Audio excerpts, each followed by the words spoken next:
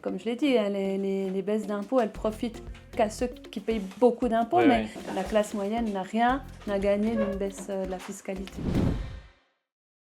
Alors les Neuchâtelois renouvellent leurs autorités le 23 mars prochain. Ils éliront des candidats au Grand Conseil, donc le Parlement, et au Conseil d'État, au gouvernement. Pour en parler sur la chaîne de Voix Populaire, nous recevons aujourd'hui la candidate du POP au Conseil d'État, Sarah Bloom. Salut. Bonjour. Salut. Le POP il est réuni donc, pour l'élection au Conseil d'État avec le PS et les Verts dans la liste Gauche Unie. Et tu es aussi également candidate pour le Grand Conseil. Actuellement, tu es chef du groupe Vert Pop, puisque le POP et le Vert forment un groupe commun au Grand Conseil. Ouais. Deuxième plus grand groupe du Grand Conseil. Ouais, très bien. Précise. Et tu y sièges depuis 2017. Dans tes combats notamment que tu as eu, tu as fait en collaboration avec les jeunes pop, vous avez fait un lancement d'une initiative qui a abouti pour améliorer les conditions de travail des apprentis. Et tu as aussi obtenu finalement une meilleure représentation des syndicats dans les conseils de gestion liés à la formation professionnelle. Et donc c'est aussi un des sujets qui te tient à cœur, c'est une éducation de qualité pour toutes et tous. Tu vis à la Chaux-de-Fonds. Tu es enseignante d'allemand et d'histoire dans une école professionnelle. Oui, mais il faut quand même m'aimer. C'est ça. Bon, c'est des branches intéressantes. Voilà. Et tu es maman de 2 enfants. Et sinon, au niveau loisirs, tu aimes bien jouer au tennis. Tu lis aussi des romans historiques. Oui. Et tu aimes beaucoup rencontrer des gens ou globalement passer du temps avec tes proches. Oui. Avant de commencer, je te propose de te montrer une petite vidéo sur laquelle tu pourras réagir. Donc, je te montre sur cette tablette. Karine Keller-Souter, vous êtes en charge du département des finances au Conseil fédéral. Vous incarnez depuis quelques années la rigueur budgétaire, l'austérité, disent certains, avec un nouveau paquet d'économies présenté cette semaine. Couper, couper, couper, toujours couper. Le domaine social paiera le plus large tribut de ces nouvelles coupes, la politique climatique aussi. Or, le social, le climat, Karine Keller-Souter, c'est l'avenir. Pourquoi faire payer aujourd'hui les générations futures ? Alors, tout d'abord, permettez-moi de vous corriger. Il ne s'agit pas d'austérité ni d'un paquet d'épargne. C'est pas moi qui le dis. Il s'agit vraiment d'un paquet d'allègement parce que tout ce qu'on fait, c'est freiner la croissance des dépenses d'1%. Alors, au lieu de croître de 3%, la croissance des dépenses sera de 2%. Et aujourd'hui, d'ailleurs, je le recommande à tout le monde. Il y a un article dans la NZZ qui dit justement que finalement que c'est un petit programme. Et il n'y a aucune coupe sociale. Il y a pas de coupe vraiment sérieuse qui ferait mal. Mais ce qu'il y a, c'est qu'il y a une réduction de subventions. Et moi, je trouve que ce n'est pas la tâche du contribuable de payer pour chaque subvention dans ce pays et puis de vraiment payer pour chaque intérêt spécial. Donc là, on a entendu la conseillère fédérale PLR, Karine Keller-Souter, défendre finalement le programme d'austérité de la Confédération, sans vraiment l'assumer non plus. Elle donne un peu l'argumentation assez habituelle de dire que en fait, ce n'est pas vraiment des coupes, c'est plus quelque chose de nécessaire, un rééquilibrage. Parce qu'en fait, la Confédération dépenserait trop d'argent de manière inutile. Est-ce que tu as envie de réagir à ces propos ? Ben oui, elle parle de rééquilibrage, mais c'est bien d'austérité qu'il s'agit. Et puis, faut savoir, ce sont des choix politiques à la fin, parce on vit quand même dans un des pays les plus riches du monde. On voit qu'on a assez d'argent à investir dans certains domaines, comme l'armée, pour ne pas la citer. Mais il faut continuer, il faut investir dans des domaines qui améliorent concrètement la vie des gens. Parce que là, on voit que ces coupes, en fait, elles vont avoir un impact énorme sur les cantons, notamment. Et puis nous, comme canton, on a peu de moyens, on a peu de marge de manœuvre. Donc on va avoir des mesures d'austérité qui vont nous toucher et puis qui peuvent mettre à mal la cohésion du canton. Je pense notamment à la ligne ferroviaire directe qui est potentiellement menacée. Donc si ça ne se fait pas, c'est vraiment quelque chose de très négatif pour le canton de Neuchâtel, mais tous les cantons pâtiront de ces coupes. C'est ça, c'est que finalement, dans cette interview, elle ne dit pas du tout elle fait comme si ces coupes n'avaient pas vraiment de conséquences, mais en fait, elle ne dit pas que, par exemple, dans le transport, il y aura des coupes qui fait que les CFF auront beaucoup moins de moyens pour aussi développer des lignes. Et finalement, c'est aussi la santé, tous ces secteurs-là qui vont aussi être touchés. Exactement, donc les transports, la santé, mais je pense aussi à l'accueil extra-familial.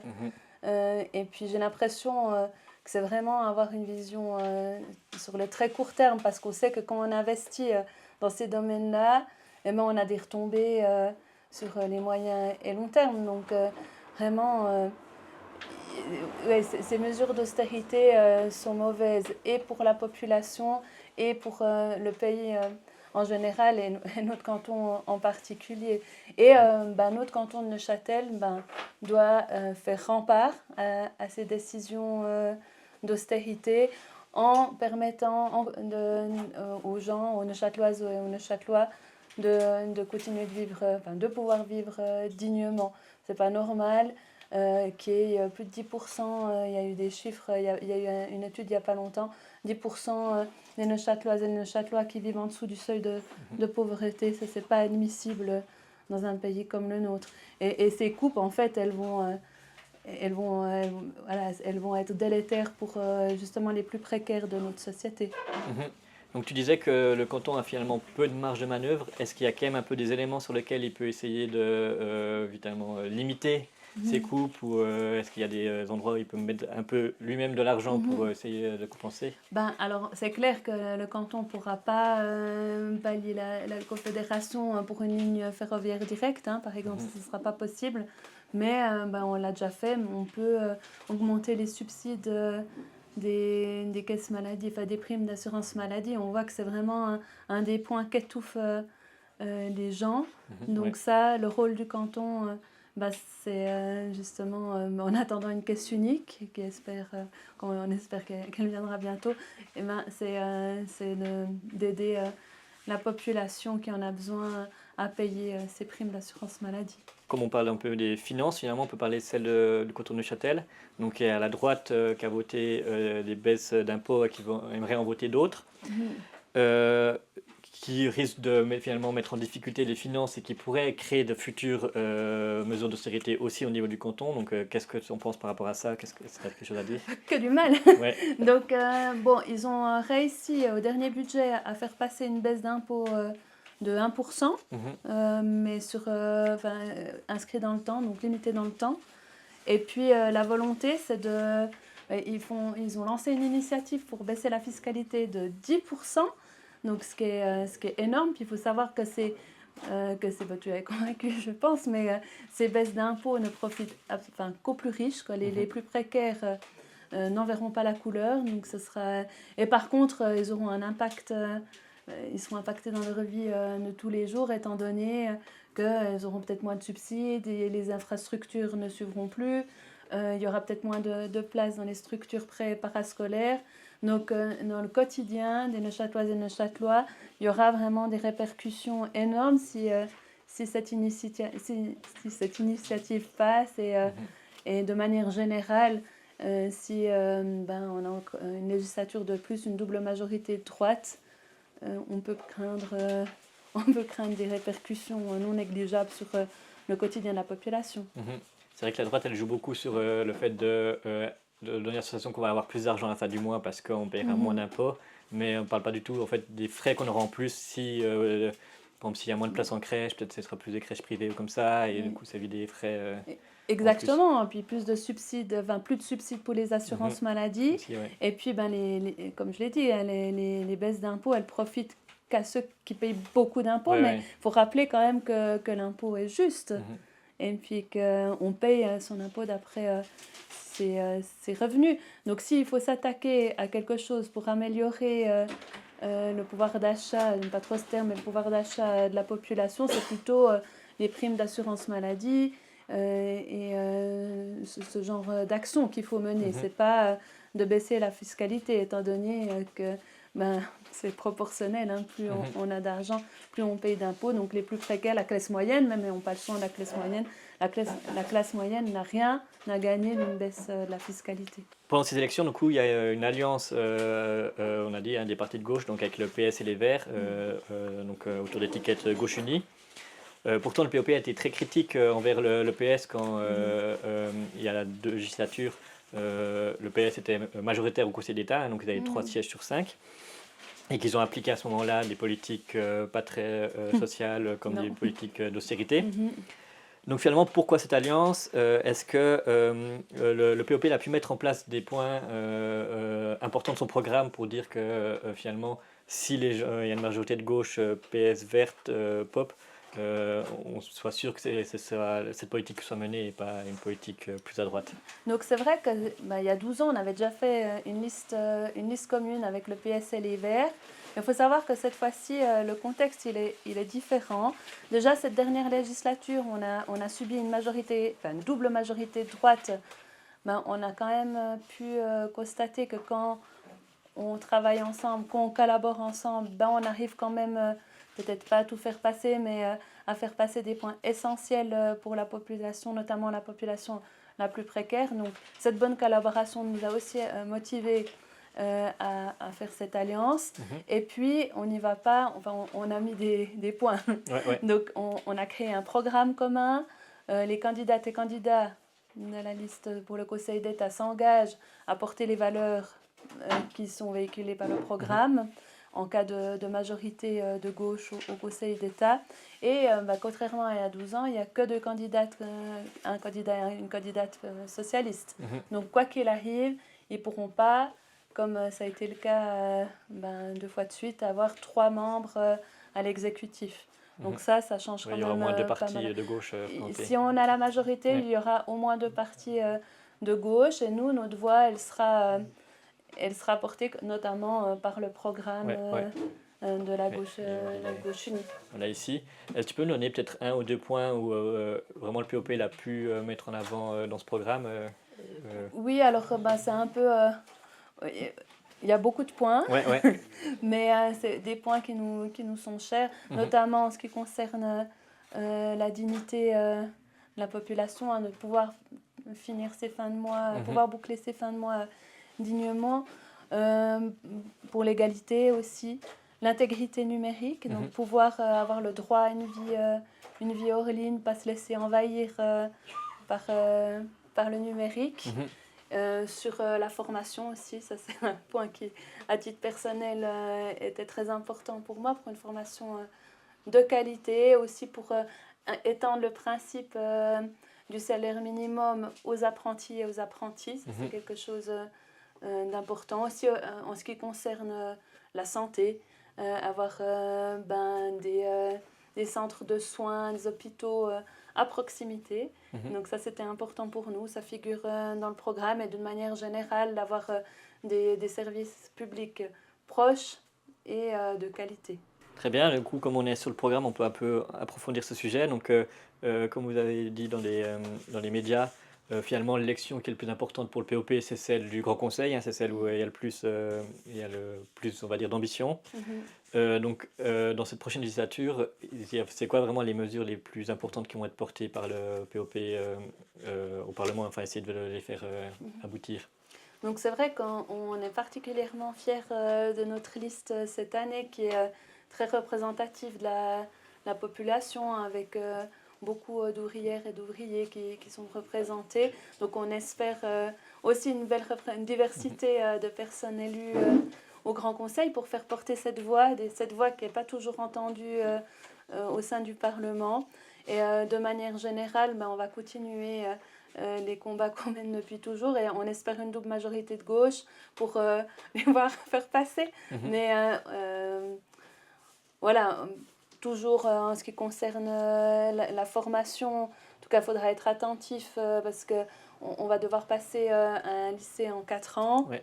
Et ça, c'est un des points. Et puis, le Conseil d'État actuel aimerait une espèce de système mixte où on rabote sur l'école obligatoire. Donc, pour nous, ça, c'est pas une bonne chose. Donc, voilà, essayer. Notre combat, ce sera de limiter la casse, voire peut-être même une année améliorer les conditions de travail dans la fonction publique, et puis justement vraiment cet axe-là, améliorer le quotidien de tout un chacun. Est-ce qu'il y a un peu vraiment une mesure très concrète sur ça, par exemple, pour améliorer les conditions de travail ou sur le quotidien? Ben, alors, comme j'ai dit avant, Mhm. on aimerait bien étendre le principe du salaire minimum aux apprentis. Ouais. Aux apprentis. Donc ça, c'est vraiment une mesure forte et qu'on espère pouvoir faire passer. Une autre mesure, une autre attention qu'on aura, c'est justement le respect de la volonté populaire de 2017 qui était justement de garder 2 sites de soins aigus dans le canton. Mhm. On a vu que c'était absolument nécessaire pour la population d'avoir des centres, enfin des hôpitaux à proximité pour leur sécurité. Donc le respect de la votation populaire, de la volonté populaire, ce sera un de nos points d'attention lors de la prochaine législature parce qu'on voit qu'il y a des velléités de privatisation, des velléités de centralisation. Et puis pour nous, ce ne sont pas des économies. Donc on continuera de se battre pour garder 2 sites de soins aigus dans le canton, plus des polycliniques dans les régions périphériques pour que toute la population ait un accès aux soins, à des soins de qualité. Oui, c'est clair, sur ce sujet, il y a beaucoup de discours, un peu tous les partis qui disent qu'ils veulent 2 hôpitaux, mais on voit que dans les faits, il y a beaucoup, particulièrement à droite, où ils essayent depuis longtemps de diminuer l'hôpital à Chaux-de-Fonds pour à terme le fermer, ou en tout cas par des privatisations. Ouais. Oui, donc ça c'est vrai, il y a même des partis qui ne se cachent plus vraiment, Ok, ouais. qui veulent un site unique, on parle du Val-de-Rue, mais pour nous c'est une mauvaise option parce que ça fait après un immense machin où peut-être les travailleurs et les travailleuses n'auront plus plaisir à aller et puis on n'arrivera pas à absorber toute la population. On a vu pendant la crise Covid que 2 hôpitaux n'étaient pas trop dans le canton. On ne veut pas 2 hôpitaux qui fournissent tous les soins à double. On veut des hôpitaux complémentaires et puis on veut que la population des montagnes, pour ne pas la citer, ne soit pas laissée pour compte en ce qui concerne la santé. C'est primordial que chacun et chacune ait accès à des soins de qualité et de proximité. Très bien, du coup maintenant on va plus aller vers la direction du bilan finalement, où du coup tu es chef du groupe Vert Pop au Grand Conseil, donc il y a eu une législature de 4 ans. Est-ce que tu peux me donner finalement des victoires, des avancées, ou en tout cas des combats qu'a mené le POP pendant ces 4 ans? C'était pas facile, comment il y avait une double majorité de droite, mais à force de collaboration et puis de persuasion et puis de travail, on a quand même réussi à faire passer plusieurs points importants pour nous. Donc je vais en citer quelques-uns. Donc par exemple, dans la LAE3, on a réussi avec des amendements à améliorer le taux de couverture dans les crèches et les structures parascolaires. Donc concrètement, il y aura plus d'enfants qui pourront être gardés, ce qui est fondamental pour l'égalité femmes-hommes. Aussi, on s'est battu pour les conditions de travail des travailleuses et des travailleurs dans ces structures d'accueil. Donc ça, c'était un point. On a aussi bataillé et on a fait passer un postulat pour améliorer le taux d'encadrement dans les classes du canton. Ouais. Donc C'est-à-dire plus d'enseignants. plus d'enseignants, plus de co-enseignement, Ouais. moins d'élèves par classe, une pondération différente des élèves à besoins éducatifs particuliers. On a lancé plein de pistes à voir mais c'est passé. Donc ça, c'était une belle victoire. Au niveau des apprentis, tu en as parlé en introduction, mais plusieurs actions menées pour améliorer leurs conditions de travail, pour que leurs droits soient respectés et qu'ils soient mieux représentés dans les conseils de gestion pour le fonds de la formation professionnelle. Donc ça, c'était des belles victoires. Et de manière générale, plusieurs actions pour améliorer la proximité et la qualité des services publics, avec notamment l'exigence qu'il y ait des humains, qu'il reste des humains au guichet et que pas tout soit numérique. Et ça fait venir au point suivant. C'était aussi des victoires où on a remis un peu en cause le tout numérique. C'est difficile, mais il y a quand même une volonté et une prise en compte de cette réalité, de notre dépendance aussi aux États-Unis avec ces grands groupes. Enfin, Ouais, ouais. donc là, ça, on fait gentiment Oui, oui. notre chemin. Ce sera quelque chose qu'on devra continuer lors de la prochaine législature. Mais voilà, ça c'était une des actions. Oui, oui, effectivement, il y a un Mhm. côté très, maintenant, de plus en plus handicapant des gens qui ne maîtrisent pas ces C'est outils. ça. Et on en trouve un peu partout, finalement. Oui, oui, oui. Que c'est Et pas- puis notre but, c'est vraiment que quelqu'un qui veuille pas, qui puisse pas remplir Mhm. ses papiers officiels via une plateforme ou via Internet puisse quand même le faire et puisse avoir des interlocutrices, des interlocuteurs Mhm.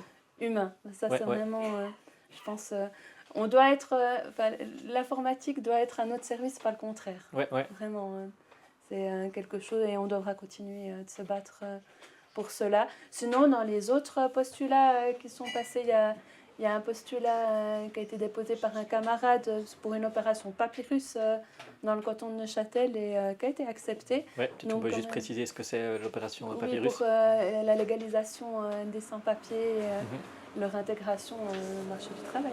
Donc, oui, finalement, on voit qu'il y a un élément assez central, c'est finalement tout ce qui est lié au service de proximité, Oui, autant dans l'aspect numérique de finalement garder des guichets, c'est garder les services de proximité, oui, qu'avec l'hôpital et tout ça, et que justement, et c'est lié à notre sujet du départ, ces mesures d'austérité, finalement, c'est supprimer un peu ces c'est services de ça. proximité pour avoir que des choses très centralisées avec très peu C'est d'employés. c'est ça, et puis se faire fi de la transition écologique par laquelle on devra passer, hein, Mhm. parce que au bout d'un moment, on n'a pas le choix et c'est un aspect aussi qui devra être pris en compte dans les décisions futures. Et puis pour la prochaine législature, en tout cas, avec notre groupe, on se battra pour qu'on en tienne compte.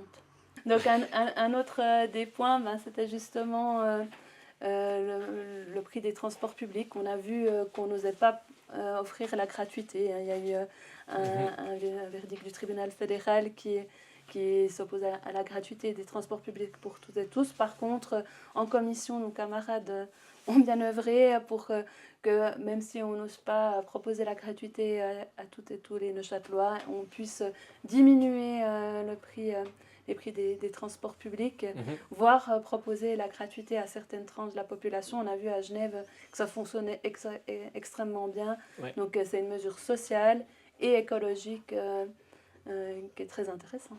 Donc là, il y a déjà un peu. On sait de combien ça sera diminué ou c'est plutôt à étudier la question? Donc la commission va bientôt finir ses travaux. Ok, Donc on ne sait pas encore exactement quelles seront les mesures proposées, mais oui, je pense qu'on les sait, mais qu'on n'ose pas les dire. ok, Voilà. Ouais. On aura une diminution du transport public, ok, du très prix bien. du transport public. Ouais. Bonne nouvelle finalement pour le pouvoir d'achat. Oui, Très bien, bah, merci beaucoup pour merci à toi. tes réponses à Oui. cette interview. Oui. Donc, je rappelle que tu es candidate pour le POP au Conseil d'État, donc dans la liste Gauche Unie, et tu es aussi candidate au Grand Conseil pour la liste du POP, et que les élections auront lieu le 23 mars prochain. Et merci de nous avoir suivis pour cette vidéo, et abonnez-vous à Voix Populaire pour ne rater aucune de nos autres vidéos.